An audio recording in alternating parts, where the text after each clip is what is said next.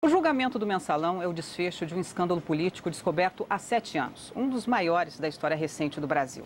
A acusação era de que uma quadrilha, composta por políticos, banqueiros e donos de agências de publicidade e chefiada por José Dirceu, o homem forte do primeiro mandato do ex-presidente Lula, corrompeu políticos para comprar apoio ao governo no Congresso e desviou dinheiro público, ou seja, dinheiro que pertencia ao povo brasileiro.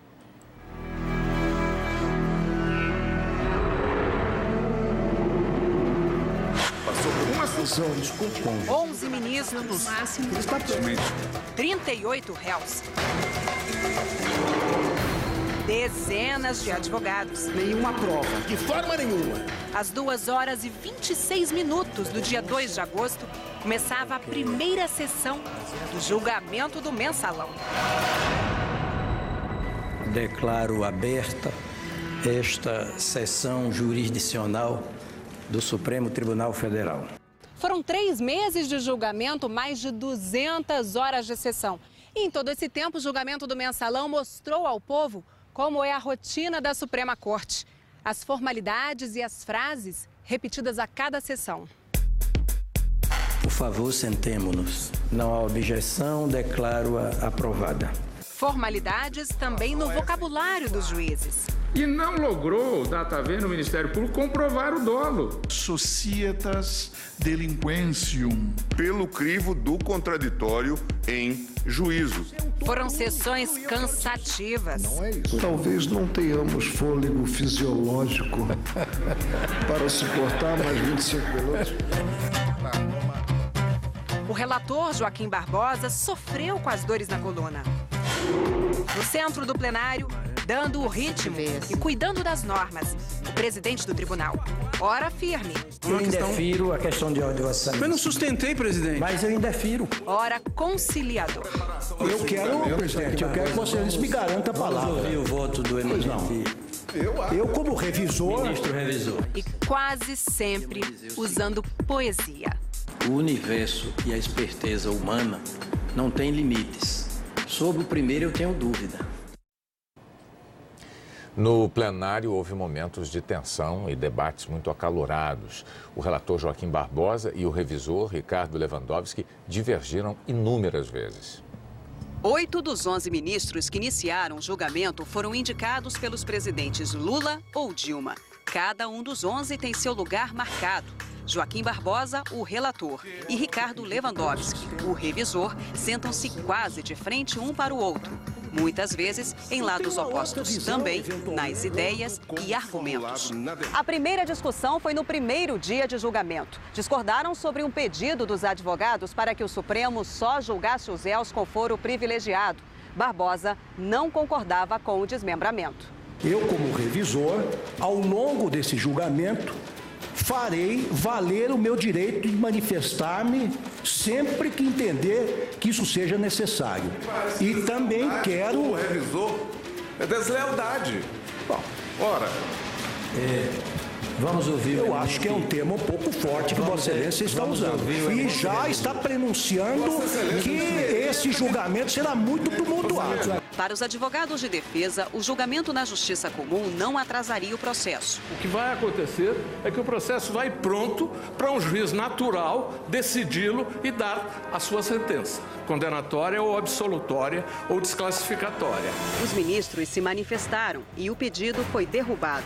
O desmembramento desse processo já foi objeto de resolução deste plenário em mais de uma oportunidade. Não se pode, no mesmo processo, voltar atrás. A marcha é para frente. O julgamento seguiu, mas antes de começarem a votar, relator e revisor discordaram pela segunda vez. Joaquim Barbosa queria apresentar o voto em capítulos. O eminente relator, que tem uma ótica relativamente ao que se contém na denúncia, deverá ler o seu voto e esgotar. Isso é uma ofensa. Pois não. Não venha Vossa Excelência também me ofender. Por decisão da maioria, o julgamento foi dividido e os debates continuaram, porque no julgamento todas as decisões são colegiadas, ou seja, tomadas pela maioria dos ministros. Discussões, às vezes, de forma dura. Vossa Excelência não dirá a mim o que eu tenho que fazer. Vossa Excelência já ouviu o meu voto. Eu preferirei o meu, cumprirei o meu dever como entendo que deve ser. Mas faça-o corretamente. E, por favor, não me dê conselhos. Mesmo com as discussões, o julgamento avançou num ritmo normal e os réus foram julgados. 25 foram condenados. Para o Supremo Tribunal Federal, ficou comprovada a existência do mensalão. Como ficou conhecido, o esquema da compra de voto de parlamentares para dar apoio ao então governo Lula no Congresso. E que dinheiro público foi usado para abastecer o esquema. Condeno. Assim, argumentos de vários advogados foram contestados e teses derrubadas. Logo no início, antes mesmo de o caso chegar aqui ao Supremo, os envolvidos tentaram convencer de que o que se chamava de mensalão, na verdade, se tratava de Caixa 2, dinheiro doado por terceiros, mas não declarado à Justiça Eleitoral. Delúbio é um homem que não se furta a responder por aquilo que fez. Ele só não quer ser condenado pelo que não fez. Que ele operou um Caixa 2 de campanha, operou. Que isso é ilícito, é ilícito. E isso ele não nega. Dias depois, na hora de julgar, os ministros responderam duramente. Acho estranho e muito grave que alguém diga com toda tranquilidade que, ora, houve Caixa 2, Caixa 2 é crime. Caixa 2 é uma agressão à sociedade brasileira. Caixa 2 compromete, mesmo que tivesse sido isso, ou só isso, e isto não é só, e isto não é pouco. E dizer isto da tribuna do Supremo Tribunal, ou perante qualquer juiz, me parece realmente grave, porque fica parecendo que ilícito no Brasil pode ser praticado, confessado e tudo bem. O que se criou foi um fundo, não é? A rigor, o nome que se usa, mas se criou um fundo, não é? Alimentado com recursos públicos, inclusive, e com recursos privados, para fidelizar, não é, essa base partidária. O Supremo também derrubou a tese da defesa de que os empréstimos do Banco Rural seriam legais e regulares. A maioria dos ministros concordou com os argumentos do Procurador-Geral da República de que eram fraudulentos e de que foi usado dinheiro público para a compra de votos de parlamentares.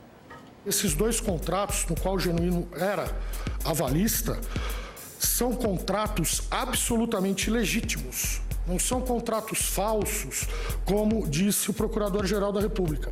Depois, no julgamento, o veredito da maior parte dos ministros. Se pudesse emprestar um rótulo a esses empréstimos, emprestaria o de empréstimos de gaveta. Derrubada também a tese de que não havia uma quadrilha. Meu cliente não é quadrilheiro. Meu cliente não é chefe de uma organização criminosa. E quem diz isso são os autos. E no último dia do julgamento, o veredito duro sobre José Dirceu, homem forte do primeiro governo Lula, e o seu núcleo político. Eu nunca vi algo tão claro, a não ser essas outras associações criminosas que, na verdade, tantos males causam aos cidadãos brasileiros, como as organizações criminosas existentes no Rio de Janeiro e aquela perigosíssima hoje em atuação no estado de São Paulo. Eu considero que o conjunto probatório contextualizado coloca o então ministro-chefe da Casa Civil em posição central, posição de organização e liderança na prática criminosa, como mandante das promessas de pagamentos de vantagens indevidas aos parlamentares que viessem a apoiar as votações do seu interesse. Outros réus foram absolvidos por insuficiência de provas ou porque os argumentos de defesa convenceram a maioria dos ministros. Não podemos condenar com base em suposições ou em deduções. Só podemos condenar com base em prova. 12 réus foram absolvidos e um excluído do julgamento. Carlos Alberto Qualha, acusado de ajudar nos repasses para o Partido Progressista. O advogado dele, um defensor público, conseguiu a nulidade do processo. O senhor Qualha não pôde vê-lo acompanhar nenhum dos interrogatórios ou depoimentos daqueles que envolveram seu nome e sua empresa na presente ação penal. Outro advogado optou por desqualificar a própria cliente. Geisa era uma funcionária mequetrefe. Ela acabou absolvida e o advogado citado por ministros na hora do voto. O plenário do Supremo Tribunal Federal vem entendendo que não haveria prova suficiente contra a Geisa, e que ela seria uma empregada menor, ou, como disse o seu próprio advogado, uma funcionária mequetrefe. No centro das discussões e argumentos está a denúncia do Ministério Público. Para alguns advogados, faltaram provas. Eles dizem que o MP não conseguiu reunir elementos suficientes para a condenação dos réus. Faltam todos os elementos para caracterizar a lavagem de dinheiro. Falta imputação, falta elemento material, falta descrição do processo de ocultação, falta delito antecedente. O argumento da defesa convenceu. Eu não consigo, com todo respeito à compreensão contrária do eminente relator, visualizar o dolo específico da lavagem.